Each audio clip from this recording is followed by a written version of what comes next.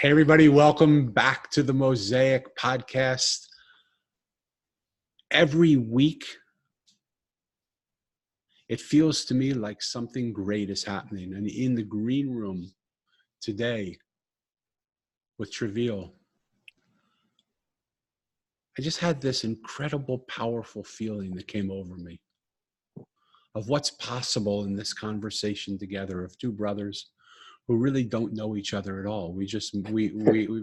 Our first conversation was 18 seconds ago when we sat together in the green room. And I've done my homework. I've watched some of his videos, and he is a powerful presenter. And I've looked at some of the work that he's done, and I love the work that he's doing, and I resonate with it because the work he's doing is very similar to the work that I do too. But there was something more than that happened. There was a feeling that together, we want to hold the space for you to go beyond the words that we're talking. Because there's a power in the silence of us just being together that will hopefully allow you to make a transformation, allow you to see that where you are is where you are right now, but it isn't where you are always. That's right. And that one connection away, and this show could be that connection, is an opportunity for you to get out of the place that you're in and come to a new place of where you really are. I give the example sometimes of a plane, going on a plane, and you leave a city that's in a storm, and there's so much rain, and it's cloudy, and the winds are blowing, and it feels like a terrible weather. And you get up 10,000 feet or whatever amount of feet it is, and you pass through the clouds, and on the other side is a blue sky with sun shining. Right? Yeah, that's right. That's right. Simply in the same exact place, there's an elevation that brings you to an entirely new place where all the problems, all the rain, all the storms are gone. I want to ask you in particular in this show to allow that space to open for you. Treveal is a powerful man. The things he's doing are powerful. His belief is powerful. And I want to give you, those of you who listen to me, that I'm not a real big bio guy, but I want you to have some sense of what he's done and who he is, okay? So let me read to you the bio that he provided for me and what I sort of pieced together. And then we want to get right into it, okay? Treveal C.W. Lynch is a self-worth specialist. He's a speaker, an author. His latest book is called What is Enough? He's a pastor, and he's founder of iamthepossible. With extreme passion and transparency, Treveal has been captivating audiences for over 18 years. Through his thought-provoking yet highly applicable messages, Treveal communicates ideas that inspire audiences to see themselves in ways they never imagined possible. It is with heartfelt gratitude to you that I thank you for coming on to the show today, and I welcome you to the Mosaic Podcast, Treveal. Thank you. I am excited to be here. So grateful for the opportunity to share this space in this moment. My belief really is that it is through experiences and through moments that life can take turns, and things can manifest, things can happen that we just never would have imagined. So yeah, I'm just grateful. I'm grateful this morning for this moment, because we don't know how many moments we have, and I just always want to make the best of every moment. So thank you so much for allowing me to take part in this platform. It's an honor to be here. It's my honor, my friend. Thank you. So let's jump in. For those of you who know the podcast, you know that I leave a lot of what's on the website for those of you to go to the website. Treveal's website is www.iamthepossible.com. I highly encourage you to go there and see all the things that you will only hear hinted at here, but we want to go behind the scenes of that person. So when you were a kid, what did you want to be? When I was a kid, what did I want to be? Well, as we discussed earlier, I am extremely transparent, and I will be completely transparent, even in what we would consider sometimes the ugly of our lives. My first dream was to, as I stated then, to smoke weed and make beats. Wow. And what that really meant was smoke as much marijuana as I could and make as much music as I could. That was my dream. That was my vision. To wake up every day of my life and just smoke as much marijuana as I could, and to produce music. So what I wanted to be was a rapper, a music producer. That was my first dream. So. And go back even before that, because that wasn't probably when you were 3 or 4 years old. No. 3 or 4 years old, when you thought, like, I remember thinking at 3 or 4 years old that, boy, I could be anything I wanted to be. Right. And I started to say, well, do I want to be a table? Do I want to be a chair? That's how innocent my mind was, you know? And then I thought, well, no, I just want to be happy. Oh, I see. Right. And everybody thought, well, what do you want to be? And I said, I want to be happy. Mm. And it's interesting how that thought has guided me even through all the opportunities to have everything else. So I wanted to sort of figure out, not that you follow in my lead of what I wanted to be, but what was the first thing that you thought you could be as a little kid? As a little kid, like as a baby, as a toddler, as a 3-year-old. To be honest, I can't remember that far back. My earliest memory was around maybe 7 or 8. And at that time, I was heavy into professional wrestling. So that was my first glimpse of anything heroic or anything bigger than life, so to speak. So back then it was WWF. I think modern day it's called WWE. But back then, professional wrestling was the first thing that ever really caught my eye in terms of something that I could aspire to and, aspire toward. The characters and the roles that they played were like bigger than life. These guys with these huge muscles, and they, had these characters. And so I would do a lot, because of my painful upbringing, I did a lot of imaginating. I'm sorry, that's not the word for it, but I imagined a lot. I did a lot of internal, playgrounds, man, where I made a lot of my life up inside my head. So that was probably my first dream. Thank you for such transparency, because what I want to do is I want to pause for a moment and ask our listeners, how many playgrounds of your mind are you creating and living in? Because of the pain, you don't want to take a look at the pain of the life that you're living. And it's natural in some ways to want to escape the pain of what we're doing and create these playgrounds that are more, that are fantasy or more real for us, or that are possibilities, right? Yep. What was the pain in your life that was so hard that you wanted to not look at it? Yeah. I remember, even as you said that, there was an instance where I remember, I can see it now in my mind. I was in my living room at the time, and I can still see that television with the wrestlers on it. And I remember having a phone call with my father, who, this was maybe one of 2 phone calls that I had received or I had with my father since being born. I hadn't physically been in the presence of my father from the age of maybe around 4 or 5 until I was 23 years of age. So this was one phone call that I had with him.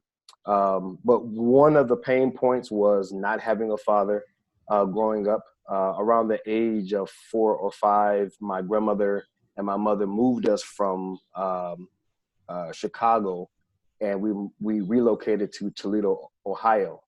And not having that father there was one of the pain points. My mother, for as long as I can remember, until the later years, right before she passed away, she had always been addicted to crack cocaine Wow. and alcoholic. You just wouldn't find her without a bottle.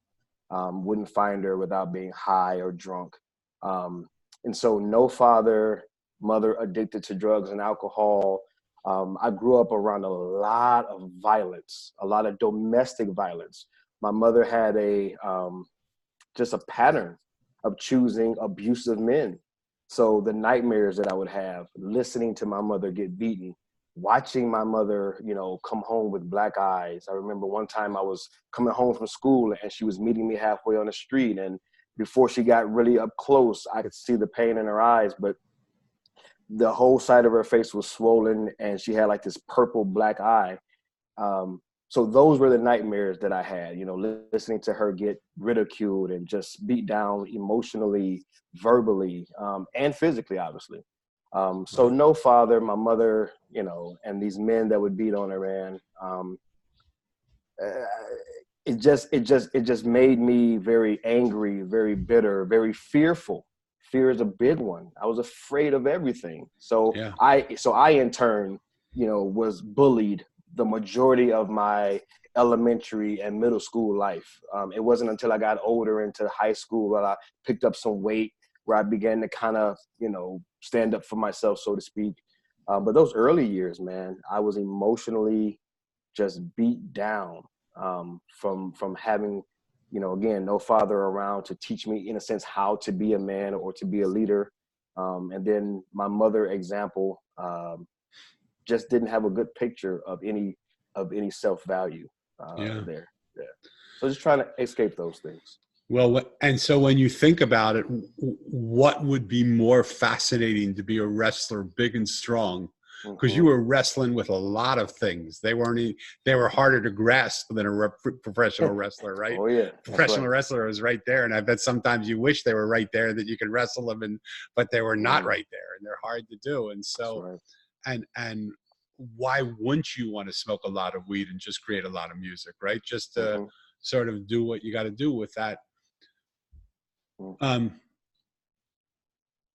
You mentioned fear, and fear is so prevalent amongst all of us.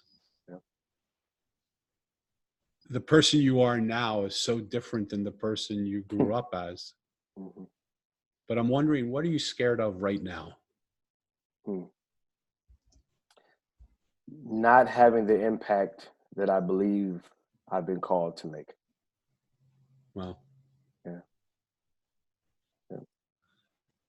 Not living out the fullness of my potential. And what would that mean to you if you didn't live the fullness of your potential, or didn't have the impact that you wanted to have? Why is that so? Why is that such a big fear for you? I'm putting my words in. It's a big fear. You didn't say it was a big fear, but right. But why is that the fear that you face now? Because of my belief that, and this is one of my core beliefs, that we were not created to simply make a contribution, but to be a contribution to the betterment of our society. And believing that I am a contribution created by the hands of God for the betterment of our society, or for humanity, for me not to maximize the capacity and to maximize the contribution that I am, to me means I'm leaving someone hanging. Someone needs what I am. And if I don't maximize what I am, and if I don't share what I am to the betterment of our society, if everyone who needs what I am, if they're not able to experience me and touch me and hear me and feel me and experience me, then I'm, in a sense, letting them down. I'm, in a sense, robbing them of what's due them. First of all, I love you. I mean, I have a man crush on you for who you are already. Okay. And like in another circumstance, you and I are brothers from different mothers, and I feel you. Okay. What if what you believe isn't true? What if it has nothing to do with you being all that you can be, and just you being who you are? Like, one of the things that the Mosaic, my book, has taught me Mm-hmm. is that we seem to have a disdain for ordinary. Like when I ask people on a scale of 1 to 10, with 1 being what you'd hate to be and 10 being what you would love to be, where's the word ordinary come? Where does it come for you? Ordinary. Hmm. I let me see. You know what? That's a really fascinating question, because that's a journey that I'm on, and I respect that question so much, and I respect your point so much. It's like a how do you put it? It's where I am, right? I'm holding this tension of I am a contribution and the world needs what I am. And even in my own new book, you know, speaking of the fact that I don't have to do anything to be anything, that I already am everything that I was ever created to be, right? So there's this tension of maximizing that potential, maximizing that capacity to the benefit of others, yet still holding the other tension of not placing an undue burden on myself to do the very thing that I feel called to do. Right. Yeah. So it's No. this. I love that, because I think that, and his book, by the way, is What is Enough? Okay. And it's available on Amazon, and we're talking about it. And if this is the issues that he goes into, then I think you guys got to get that book. Okay. That's right. But I think everybody sits in that place of putting this thought. So what the Mosaic taught me is that, and when I ask that question to most people, 98% of them say ordinary is like 1 or 2. Yeah. They don't want to be ordinary. And so then when I say to them on that same scale, let's place the word extraordinary on there, and what do you say?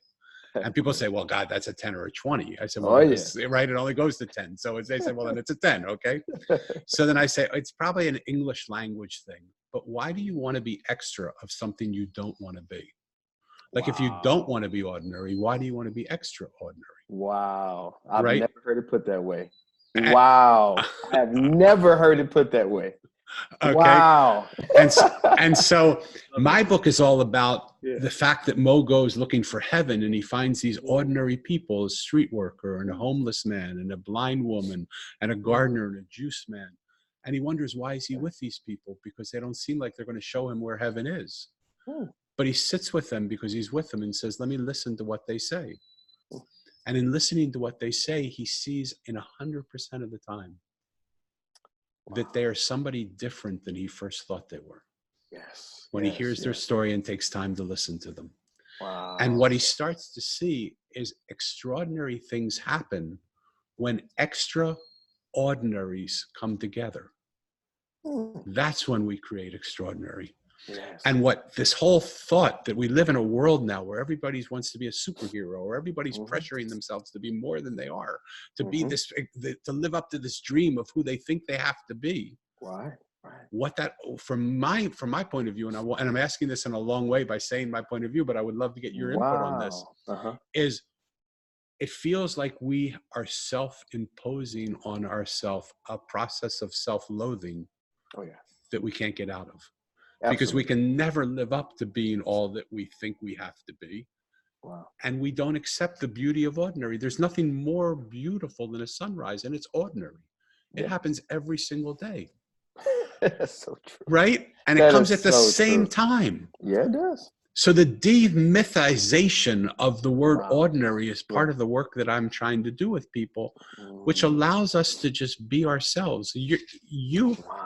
You are this beautiful being, and your message is in being yourself. That's, you show up as yourself and let God do the rest. That's right. Right? That's right. Oh, I love it. Yes.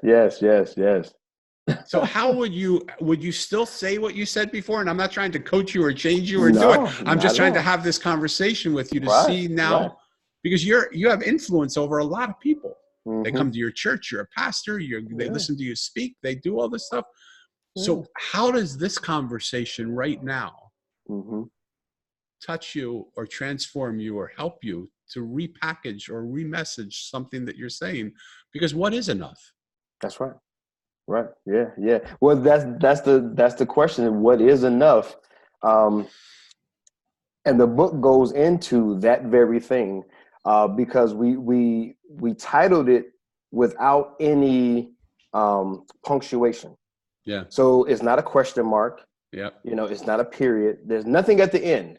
It's open-ended because we wanted it to create a little bit of intrigue and a little bit of internal wrestling, because when I say what is enough, it's a question, and yet it is an answer. What is enough? What you are, right? And this is my personal faith. This is my personal belief, is that I am a unique expression of God's glory. I am God's creation. I am a creation. So in being my creator's creation, what I am is enough. I love it. And yet, that's why I love this conversation. I can have this conversation all day long. What I'm learning, even in this moment from you, is how we, and I've had this conversation with my wife, with one of my mentors as well.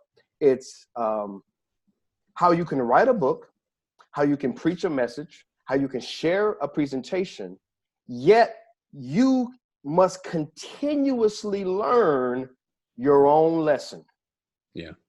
I'm speaking everything you cut on Instagram, Facebook, YouTube, Twitter. Everything that comes out of me is you're enough, you're enough, you're enough, just as you are. But guess what? I must rise each morning like that sun and relearn, Treveal, today you're enough. Yeah. Even though you wrote the book, right. Even though you're the speaker, right? Even though you have a company, it doesn't matter. You still got to keep learning that message. So I love that, that reality, that I've never arrived, in the sense that I don't need to continue to learn and be reminded. So how I repackage that is, after hearing what you're saying is really just reminding myself and reminding the audience that as we seek to, if I say maximize my capacity or maximize my contribution, it's not so much even in our framework or concept of what maximizing means. Because maximizing to many, I won't say all, but many means go to work, hard work, grind, do more, achieve more, right? So when we hear the word maximize, it always means more self-imposed pressure, weight, fear, anxiety, stress on me to perform more. And what I'm learning, and even learning in this conversation, is the message must be through the maximizing of my capacity, through the maximizing of my contribution. It's the maximizing, and this is what the last chapter of the book talks about, maximizing my rest in my already. One of the things on the website I talk about is being an advocate for the already. It's maximizing my ability to rest in the already, in the now, in the present, in the today, right? If this was my last podcast, if this was my last conversation, I'm going to rest in this moment, and whatever comes, what may, as they say, it's enough. Yeah, so I love that. I love hearing what you're saying. And I love hearing what you're saying, brother. I had the gift of working for 10 years at a company called Hay House. Hay House when I came there, they were a $3 million company. When I left, they did $100 million. I was the director of business development. So we helped to grow that, all of us together. We brought in the top people in the self-help movement. And I'm going to say to you, so it doesn't sound like I'm judging anybody, I'm going to say to you, in most of the cases, 98, 95% of the cases, really what I want to say is 100% of the cases, the book people wrote was the book they most needed to read. My Mosaic is the book that I most need to read. It wasn't written for me to teach it to you. It was written for me to learn it from what gave it to me. And so the fact that you're saying now, when I see the book that I wrote and the talks that I give, we are speaking to ourselves. And to me, the part of us that maximizes, that needs to be maximized, is the part of us that's not a lie. we're connected to a source. We're connected to God. Mm-hmm. Yes. The more we maximize that connection, Yeah. the more we disappear and that connection lives in us. Mm. Mm. And that's the Yes. part to me that I'm looking to maximize, not how much effect I have, because that's just me. That's ego. That's one big, my head just goes, and I watched it happen to all the people who were maximizing themselves, and people were saying how much they changed their life. And they went from being the most beautiful people to the biggest assholes, pardon my language, you could ever meet. Oh, that's right. That's right. Right? Because they I've seen started it. to believe all the press clippings Yes. rather than knowing on the day-to-day reality. When they sat with me because I wanted nothing from them, they just told me who they were, and their lives were falling apart. Their relationships were terrible. Their kids were angry with them. They weren't home enough. They weren't doing all the things that they needed to do. And that wasn't true 100% of the cases, obviously. Yeah. But it was true enough. I remember saying to one of the authors, it's time for you to read your book again. And so in the place that you sit now,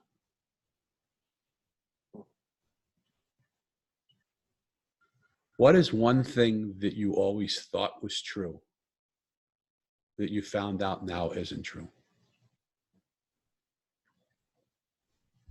All I thought was true, found out it's not true. What's one thing you always believed was your reality, but then you saw a different place and made you see a different reality that made that reality not exist?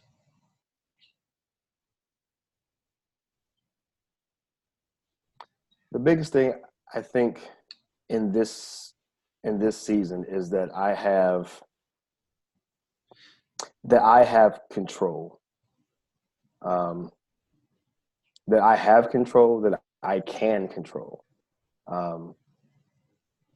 In the traditional sense, meaning I can steer my course to an intended end, or that I can do something in such a way that I can control the outcome or control someone else. So is that what you used to believe, or that's what you believe now? Used to. Gotcha. Yeah. If I just did A, B, and C, then this would happen. If I just said A, B, and C, this person would then do. It was this idea that I'm not seeing results in my life because I'm not doing the necessary things, or that I'm not saying the necessary things to the necessary people. And what I'm finding is it's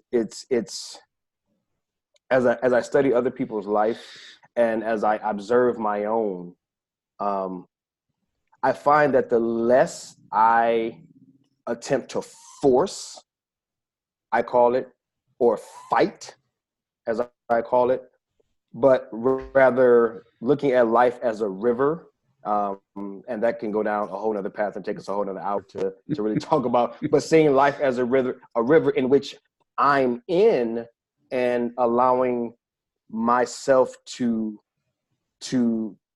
flow with, rather than, okay, I need to get to the bottom of this waterfall, so I'm gonna roll faster, and I'm going to be the captain of my ship, and I'm going to direct all the, but it's more of, you know what, I'm going to sit back in this vessel, and the river already knows where it needs to go, and I'm going to flow rather than fight and force. People and time, that's a big one. Trying to force time and the occurrences of things. I'm much more at rest and peace of timing is going to be okay. People are going to be okay. Circumstances, they're going to be okay, because I've never been in control, and truly I'll never be in control. And that was maybe never even meant for me to attempt to have. I love it. And I'm going to ask you something now that's going to sound like I'm putting you on the spot. I'm not putting you on the spot. Oh, please. I want you to take that answer right there, the beauty of that answer. Mm-hmm. And I want you to tell me now what you're most scared of, because what you were sounded like you were most scared of doesn't fit into that answer. Mm-hmm. Mm-hmm. Yeah. Tell me again what you're most scared of. The previous answer or my I want to know now, knowing what you just Yeah. said now, Mm-hmm. walking together on, being on this river with me and flowing to where it's taking us. Yeah. Yeah. I want to give you a chance to go underneath the answer that you first gave. That's right. Yeah. And I Yeah. want to have you look at that again and tell Mm-hmm. me what's really underneath that fear. What is that fear that you really have? Mm-hmm. Mm. Yeah. To be honest, if it had to come to mind in this moment, not to say that I'm absent of fear, but it's a lot. It's definitely not the answer that I gave, and it's a lot less. If I could even dare say none, because I would tell my wife none, I would tell my children, I would tell myself none. But when given a question, and that's why I love being or practicing honesty, because in the honest part of me, when a question is posed, you look for the answer that's necessary for that moment sometimes. And you sometimes pull from memory. But to be honest, in the space that I'm in currently in my life, as I do flow in this river, I truly don't fear those things. I believe that as I flow, and that river looks like throughout your day, that looks like throughout your month, out your year, at work, at business, at church, wherever I find myself, the belief is that because of the energy that I am, because of the state that I'm in, because of the space that I'm in, things are going to occur as they should, with who they should and when they should. I honestly, I truly believe that. Yeah.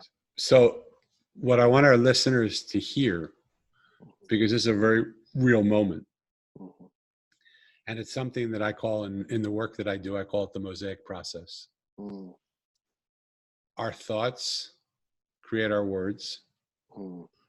Our words make our stories, and our stories create our life. Yes. And when we have that moment of realization where the stories that we're telling ourselves are not real, Mm-hmm. and we go back and we look at the words that we say and the thoughts that we have, and we push away like the storms that are beneath those clouds, when we take the airplane up and go into the blue sky and the sun, when we push those away and we hold a different thought and a different reality and a different belief, the stories of our life change and our life changes. And we are one piece of a mosaic away from that belief that we really have. It just takes the courage to stop midstream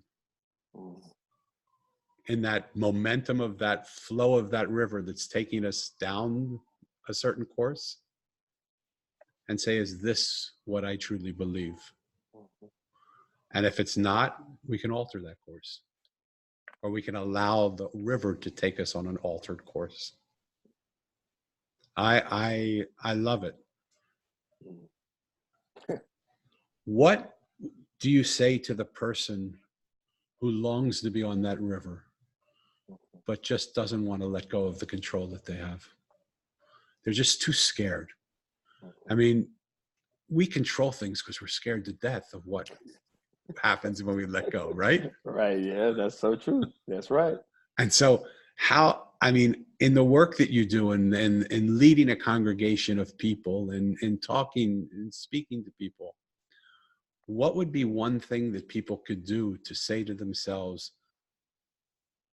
I'm willing to surrender into this flow, and I have no idea where it's going to take me, but I trust that it's going to take me because I trust in the power of the river. I trust in the power of source. I trust in the power of God. Right? Right. How would you suggest they do that? I believe in one of my practices and one of my core beliefs is you can call it the power, the authority, the practice, however you want to frame it, but observation. I love to observe. And I Beautiful. always lead people back to whenever we talk about self-discovery, self-development, letting go, being at rest, being still, being at peace. I always go back to observing and quieting oneself. And in this question, I would always go to first observing the results that control has gotten you, not tangible results, because those come and go. You live in a big house today, you live in a small house tomorrow. You have a $100,000 car today, you're in a rental car tomorrow. Not tangible stuff. That's the least important things really to all of us. But I would say observe where control has gotten your internal being, your internal state. What is the continual pattern? What continues to show up? What continues to reveal itself internally as you control your life, as you try and fit everything together yourself, as you try to lead the captain of your ship, as you try to lead the troops, as you try to force other people to do what you want them to do. All of this control, all of this grip and grasp, observe what's showing up for you inside and ask yourself the hard question of, is this the desired being? Is this the desired result internally? And for most people, it's not, because I've walked people through this process. For most, if not all, they say, no, absolutely not. I'm not at peace. Some people, I can't sleep at night. Some people, I'm ready to get a divorce. Some people, I'm ready to get some medication. All types of examples. And when you observe, okay, that's not what I desire, it really has that fork in the road moment where it's, what if? What if the problem is your control? What if your grasp is the problem? I always like to say we're trying to solve,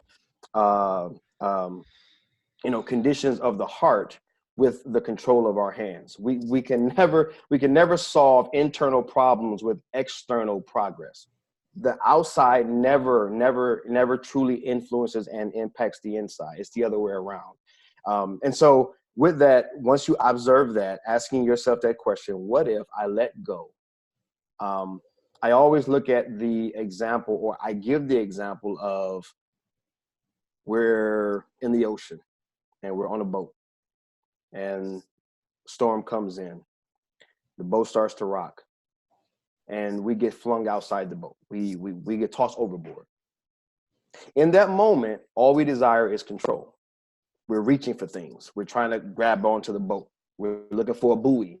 We want control. We want to control things. And here comes a lifeguard. Lifeguard swims up to you. And I say, what's the first thing that the lifeguard always says to a drowning person, to a person in panic, to a person that's gasping for air? They're trying to live, because that's really what we're trying to do. We're trying to live this ideal life. So we're trying to control everything. What does that lifeguard say? The first thing that he always instructs is, let go. Let me.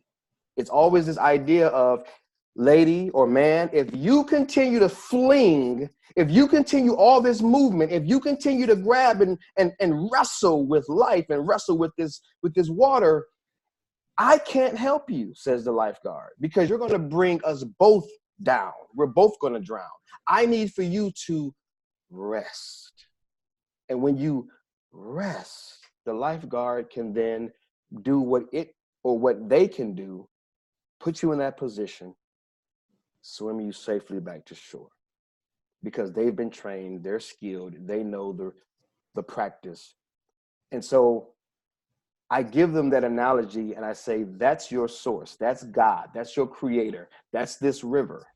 Let it guide you, because as long as you're controlling and you're pulling and you're fighting, the source is saying, I can't really help you, because you're fighting so hard and so desperately that I'm not able to execute the plan to get you from where you are to where you want to be. So I love it, by the way. Thank you. Where was one place in your life that you were the drowning man? And what did you have to let go of to let the lifeguard bring you to safety? Recent or just As recent as you want to go. Sure. Recent as I want to go. Sure. Wow, there's been so many of them.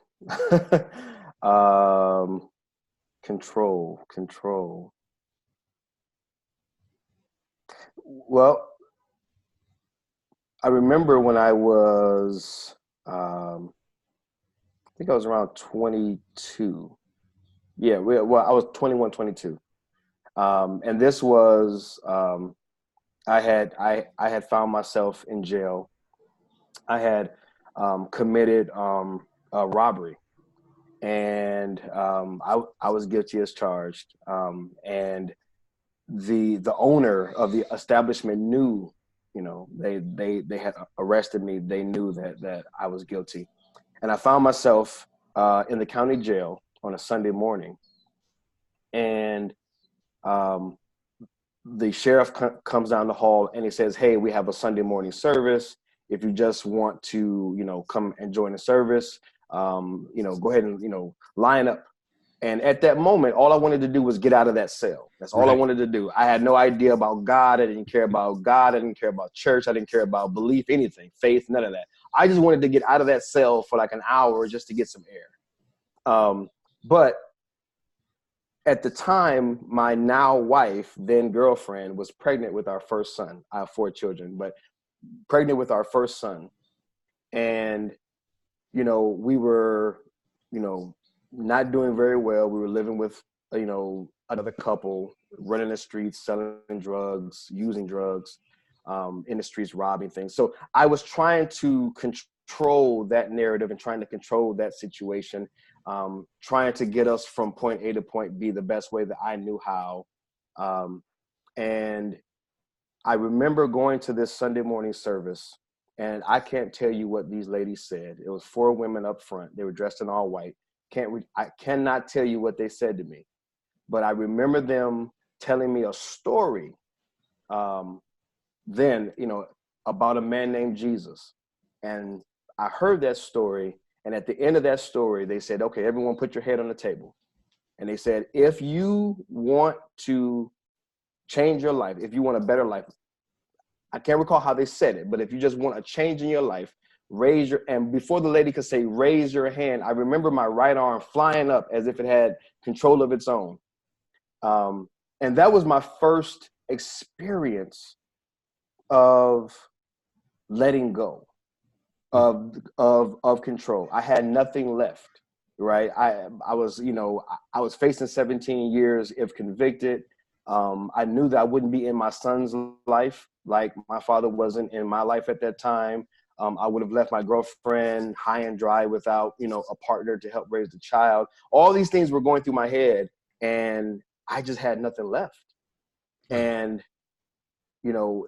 if we were to have that time, man, I could tell you a story or just a chain of events where things began to just happen.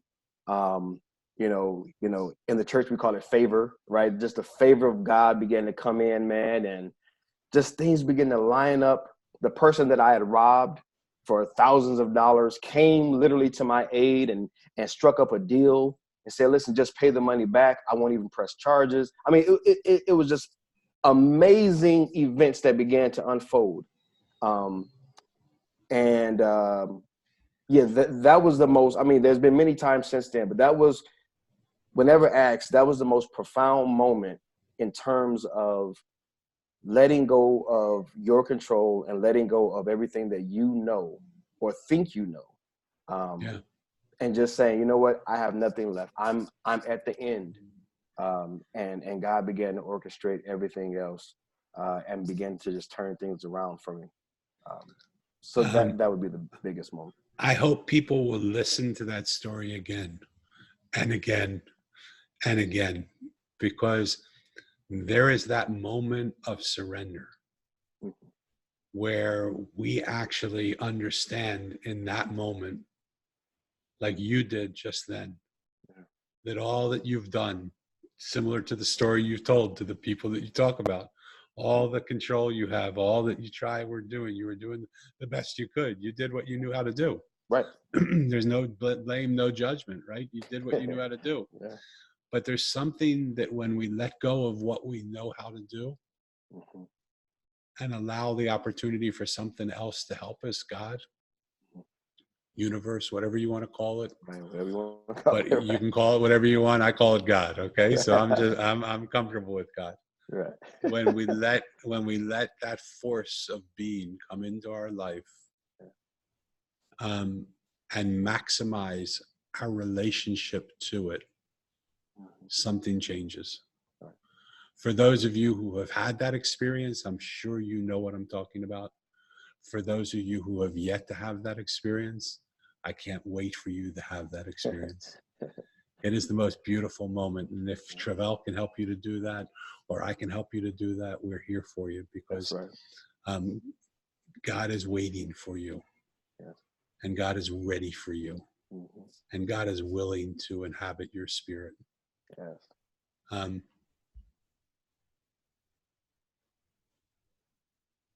Treveal, when you look out into the world today, and this is the question I ask at the end of every podcast, because I could talk to you for months. When you look out the window at the world that you see out there today, is this the world you always dreamed of handing over to your children and your children's children? Absolutely not. No. So for those people who agree with you, which the majority of the world does, Mm-hmm. what's one thing that you would recommend that they do? Because if we do nothing, if we just continue in that river going down the stream of our own way, this is the world we're going to give, and it's only going to get worse, because the momentum of what it's building will only continue to build, and it'll get worse. That's right. What's one thing that you would like to share with people that they could do right this minute, Mm-hmm. that would reverse that flow, that would help them say, oh my God, holy Toledo, because where you were born, right. or oh my God, right? Whatever Right. that is, right? Right. Yeah. This is what I want you to see. Mm-hmm. What would that one thing be? Yeah. I would advise them to consider, and that's one of my favorite words. Just consider. I don't want to force it on you. I don't want to have to tell you, 10 steps to success, or Right. this is the secret, or this is the magic key. Just consider this. Consider that you're alive for a reason.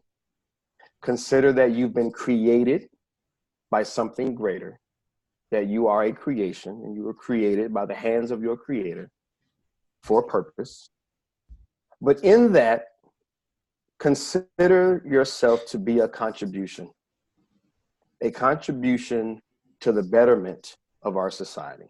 If the society that you see out your window, as I look out my window, literally right here, and I don't love everything that I see out there, consider as I consider myself.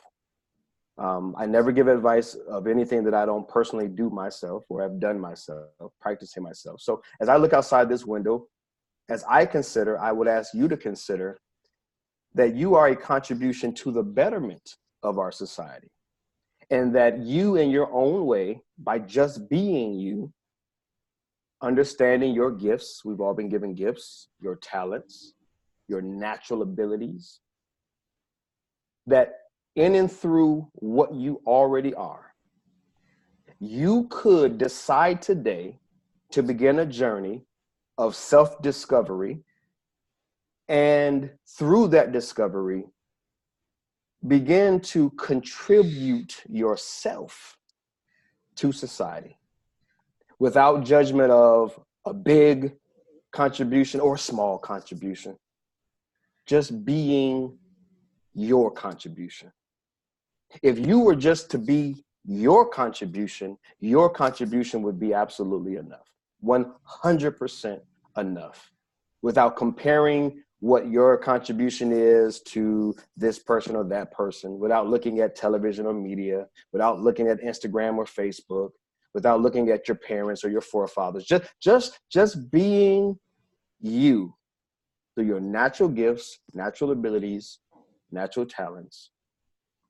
Saying to yourself, today I can literally choose, I can literally decide to just take what I am and offer it to those that are willing to receive it.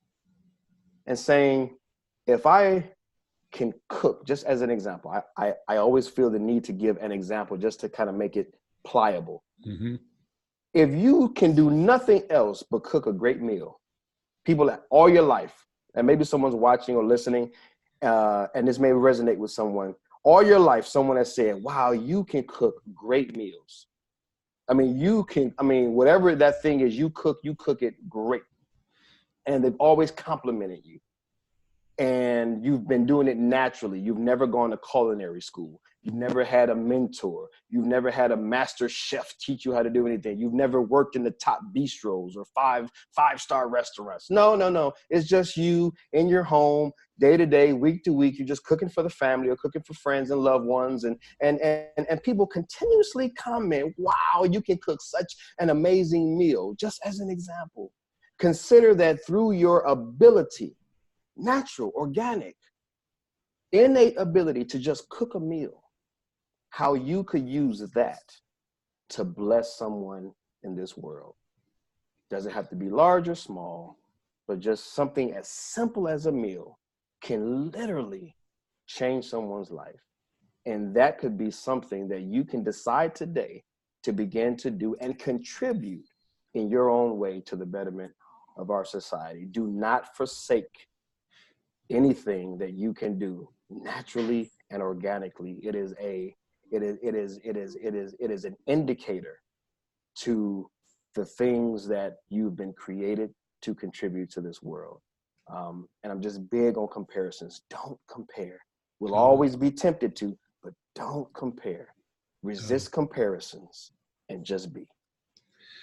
So imagine if everybody did what they were great at. Imagine the image that comes to me, pardon my narcissism, is the image of a mosaic.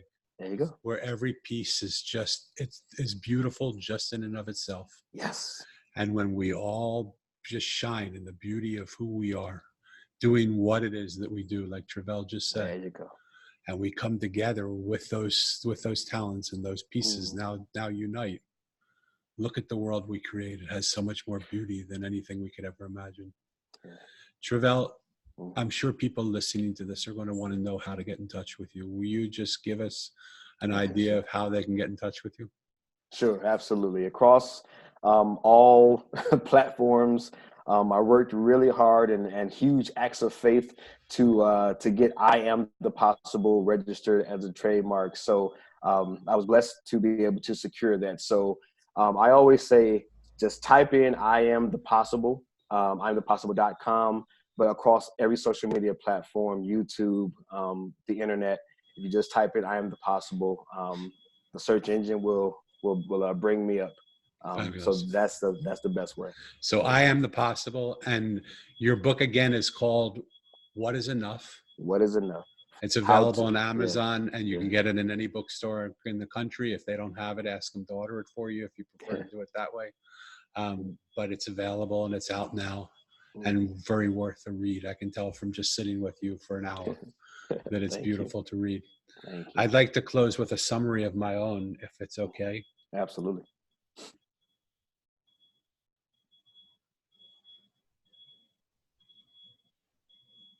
Our intention for this podcast was that it would touch you in some way. And I hope we've achieved that. I know it's been achieved for me because the words that Treveal has spoken have entered my heart and soul.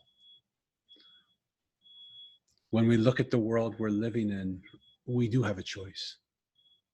We have a choice to continue to think the things that we think, that will become the words that we say, that will become the stories that we tell, that will become the life that we live. But no one has control over the thoughts that we think. We can think those anything we want. And when we start to see the world that we're living in is not the world that we want to live in, we can let go. And we can say, what would happen if I remove this world from my possibility for just a minute? And I am the possible of another thought process. I can change my thought around, which would change my words around, which would change my stories around, which might just change my life around. What would it take for you, the listener, to observe, as Treveal was saying, this moment? To take a deep dive look into your own life, to go beneath the surface happiness or unhappiness, to go beneath how much money you have or don't have, to go beneath the stories that you tell and the manifestation of how those stories have created your life, and to say, I wonder what else is possible. What would it take for you to observe it and ask, what if what I believe isn't true?